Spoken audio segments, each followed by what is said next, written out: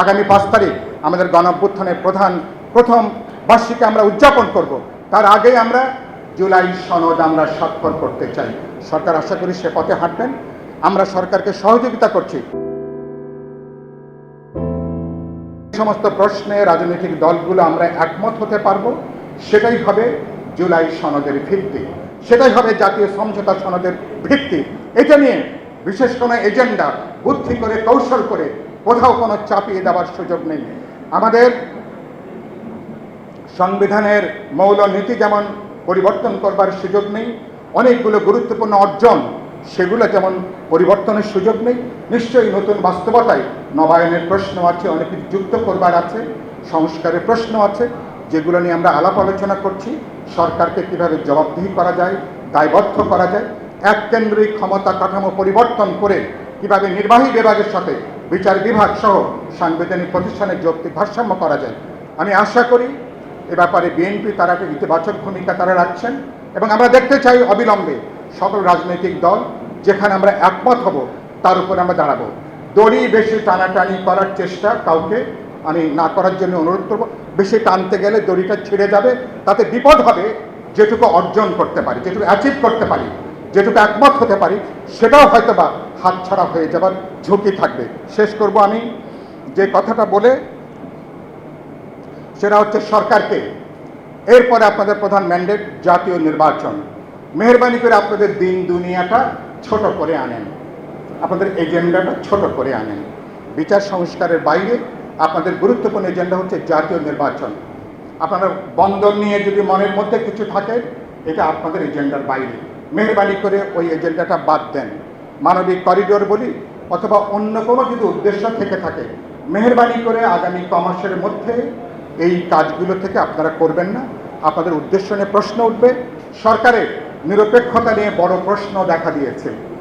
অবিলম্বে উচিত হবে যে সমস্ত কারণে সরকারের নিরপেক্ষতা প্রশ্নবিদ্ধ হচ্ছে, আপনারা আপনাদের নিরপেক্ষতা 100% আপনারা নিশ্চিত করবেন। আপনাদের নিরপেক্ষতা যদি প্রশ্নবিদ্ধ হয়, আগামী জাতীয় নির্বাচন প্রশ্নবিদ্ধ হবে। এবং আপনারা যদি এভাবে যদি চালিয়ে যেতে থাকেন, তাহলে ভবিষ্যতে অনেক অনাকাঙ্ক্ষিত পরিস্থিতি তৈরি হতে পারে।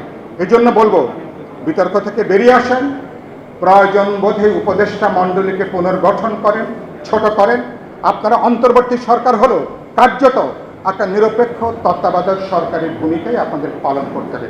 আমরা আপনাদের উপর আস্থা রাখতে চাই, ভরসা রাখতে চাই। আমরা ওই যে বলেন, আমি প্রফেসর ইউনুসকে বলেছি, মানির অপমান বজ্রপাত তুল্য। আপনি যে মর্যাদায় আছেন, অনেকগুলো চ্যালেঞ্জ আছে, ঐক্যবদ্ধভাবে সেই চ্যালেঞ্জকে আমরা মোকাবেলা করতে চাই।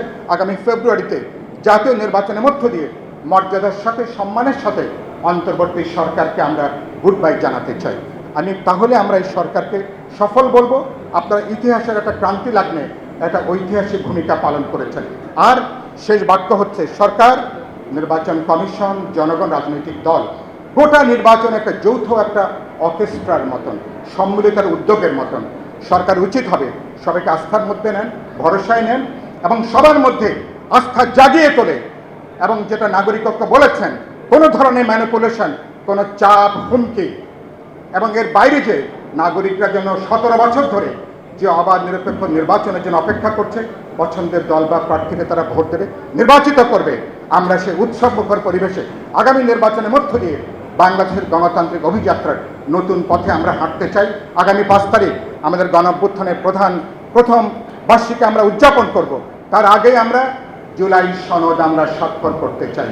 সরকার আশা করি সে পথে হাঁটবেন। আমরা সরকারকে সহযোগিতা করছি।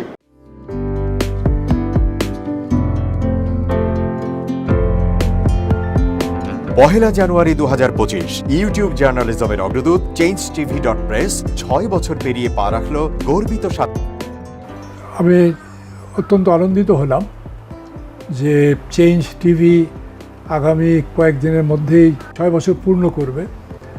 হাঁটি হাঁটি পা পা করে চলা শুরু করে এখন সে বেশ দৌড়াদৌড়ি করছে বলা যেতে পারে।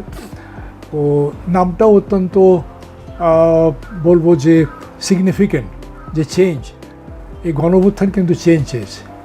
সেই হিসেবে তোমার টেলিভিশনের, তোমার এই চ্যানেলের নামের একটা যথেষ্ট মিল পাওয়া যায়। আমার প্রত্যাশা যে এই গণঅভ্যুত্থানের যে প্রত্যাশা, যে আশা আকাঙ্ক্ষা, চেঞ্জ টিভি সেটিকে এগিয়ে নিয়ে যাবে। তোমাকে শুভেচ্ছা। চেঞ্জ টিভি যারা সম্পৃক্ত আছেন, যারা কর্মী আছেন, সামনে পেছনে সকলকে আমার শুভেচ্ছা। changetv.press, এক ফোঁটা হলুদও নেই। Online TV channel change TV 6 বছর ধরে ওনারা কাজ করে যাচ্ছেন। ইতিমধ্যে জনগণের হৃদয়ে স্থান করে নিয়েছেন। প্রায় 22 লাখ সাবস্ক্রাইবার আছে এর। আর যে কোনো অনুষ্ঠান 10 লাখের মতো মানুষ এটা প্রতিদিন মানুষ দেখে থাকে। আমিও এই চ্যানেল নিয়মিত দেখি। তো চেঞ্জ টিভির পক্ষে আমির মোমিনুল মানিক সাহেবের উপস্থাপনা, প্রশ্নের ধরন, এগুলো জনগণ দেখতে চায়, শুনতে চায়। আমি চেঞ্জ টিভির উত্তরোত্তর সমৃদ্ধি কামনা করছি। changetv.press, এক ফোঁটা হলুদও নেই। চেঞ্জ টিভি, তো আমি তাদেরকে আমার অসংখ্য শুভেচ্ছা জানাচ্ছি, কারণ তারা যে ভূমিকা রেখেছে এই সময়, একটা কঠিন সময় ছিল, সেটাতে যেমন ভূমিকা রেখেছে, এমনকি 5ই আগস্টের পরে নতুন বাংলাদেশেও তারা তাদের সেই তীক্ষ্ণ একটা সমালোচনামূলক এবং যেটাকে আমি গঠনমূলক বলবো সেরকম একটা ভূমিকা রাখছেন। তো সেক্ষেত্রে আমরা মনে করি যে এই ভূমিকা আমাদের দরকার, আমরা চাই এটা থাকুক এবং আরও যেন সমৃদ্ধ হয়। নতুন বাংলাদেশ নির্মাণে আমরা চাই যে চেঞ্জ টিভি যে সমালোচনাগুলো করছে বা যেগুলো আমরা তুলে ধরছেন, সেটা এমন করে করবেন যেন আমরা সেখান থেকে শিখতে পারি এবং সবাই মিলে যেন আমরা নতুন বাংলাদেশকে সত্যিকার অর্থে বৈষম্য বিহীন একটা সমাজ গড়ে তুলতে পারি, সেটা আপনারা সহজ চেষ্টা করুন। changetv.press, এক ফোঁটা হলুদও নেই। আগামী জানুয়ারি মাসের 1 তারিখে আপনারা 6 বছর পূর্ণ করতে যাচ্ছেন। আপনাদেরকে শুভেচ্ছা জানাচ্ছি, আন্তরিক ধন্যবাদ জানাচ্ছি। আমি আশা করব চেঞ্জ টিভি অতীতে যে বলিষ্ঠ ভূমিকা পালন করেছে, আগামীতেও আপনারা সেই বলিষ্ঠ ভূমিকা পালন করবেন। আমি আমার এলডিপির পক্ষ থেকে, মুক্তিযোদ্ধাদের পক্ষ থেকে আপনাদেরকে আন্তরিক মোবারকবাদ জানাচ্ছি, শুভেচ্ছা জানাচ্ছি। আশা করি দিন দিন আপনারা উন্নতির শিখরে এগিয়ে যাবেন। ধন্যবাদ। changetv.press, এক ফোঁটা হলুদও নেই। প্রতিটি সরকারের আমলে 10 বছর আমি কোনো ব্যবসা করতে পারিনি। আমার ব্যবসা বন্ধ করার জন্য যত রকম দরকার সব কাজই করেছে, শুধু একটাই বাকি রেখেছে, আমি গুটিয়ে নিয়ে যাইনি।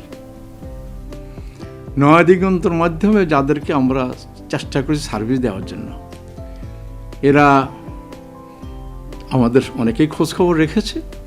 ব্যস্ততার জন্য হয়তো দেখা সাক্ষাৎ হয় না, কিন্তু আমি একজনকেই পেয়েছি। তিনি হলেন চেঞ্জ টিভির আমিরুল মোমিন মানিক। উনি এক সময় দিগন্ততে ছিল, সেই হিসাবে আমাদের জানাশোনা ছিল। ওনার একটা ইন্টারভিউতে আমার খুব পছন্দ হয়েছে, সেজন্য আমি ওনাকে 10:30টার সময় ফোন করেছি। উনি উত্তরে বললেন, গলাটা খুব পরিচিত। প্রথমে হয়তো নামটা বুঝে সারেননি, আমার নামটা খেয়াল করতে, আমি সাথে সাথে নাম বলেছি এবং বললো যে 3 দিনের মধ্যে আপনার সাথে আমি দেখা করব। ওনার কমিটমেন্ট অনুযায়ী সেইভাবে এসছে এবং উনি বলছে আপনার যত দুঃখের কথা সব বলেন, আমি প্রচার করব। আমি সত্যি সত্যি ওনার কাছে খুবই কৃতজ্ঞ। আমার মনে যেসব ক্ষোভ আছে, যেসব দানা বেঁধে আছে, আমি কিছুটা হালকা হয়েছি ওনার সাহায্যে। আমি চেঞ্জ টিভির উত্তরোত্তর সমৃদ্ধি কামনা করি এবং ভবিষ্যতে যেন আমার মতো এখন নাম না জানা লোককে চেঞ্জ টিভির সামনে এনে তাকে যেন উদ্বুদ্ধ করে। changetv.press, এক ফোঁটা হলুদও নেই।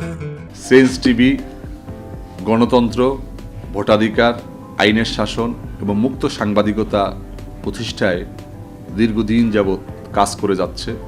বাংলাদেশের মানুষের জনমত গঠনে এবং একটি সুন্দর বাংলাদেশ বিনির্মাণের লক্ষ্যে তথ্য এবং বস্তুনিষ্ঠ সংবাদ পরিবেশন করে গোটা জাতিকে তাক লাগিয়ে দিয়েছে। এক ফোঁটা হলুদও নেই, এই স্লোগান নিয়ে কোনো প্রতিষ্ঠান, কোনো সংবাদপত্র এবং কোনো মিডিয়া কাজ করছে বলে আমার জানা নেই। এবং বস্তুনিষ্ঠ সংবাদই যাদের প্রেরণা, যাদের একদল বস্তুনিষ্ঠ সংবাদকর্মী নিরলসভাবে একটা সুন্দর বাংলাদেশ গড়ার জন্য ক্ষুধা, দারিদ্র্যমুক্ত, শোষণমুক্ত, ইনসাফ ভিত্তিক একটা কল্যাণ রাষ্ট্র প্রতিষ্ঠার জন্য নিরলসভাবে কাজ করে যাচ্ছে, তার নাম হচ্ছে চেঞ্জ টিভি। বাংলাদেশ লেবার পার্টির পক্ষ থেকে আমি চেঞ্জ টিভির দর্শক, শ্রোতা এবং কলাকুশলী, বিজ্ঞাপনদাতা সবাইকে জানাই আন্তরিক শুভেচ্ছা, অভিনন্দন। 6টি বছর খুব বেশি নয়, 6টি মাস বা বছর একটা শিশু বয়স থাকে। এই শিশু বয়সে চেঞ্জ টিভি যা অর্জন করেছে তা কৈশোরে গিয়ে হয়তো আরও অনেক অনেক বড় আকারে ধারণ করবে। আমি বিশ্বাস করি যে বাংলাদেশের চেঞ্জ টিভি শুধু অনলাইন ভিত্তিক নয়, এটাকে আমরা স্যাটেলাইট হিসাবে দেখতে চাই। বাংলাদেশের মানুষ এই চেঞ্জ টিভির মাধ্যমে আরেকটি স্বপ্নকে তারা বাস্তবায়নের দিকে এগিয়ে যাবে। changetv.press, এক ফোঁটা হলুদও নেই।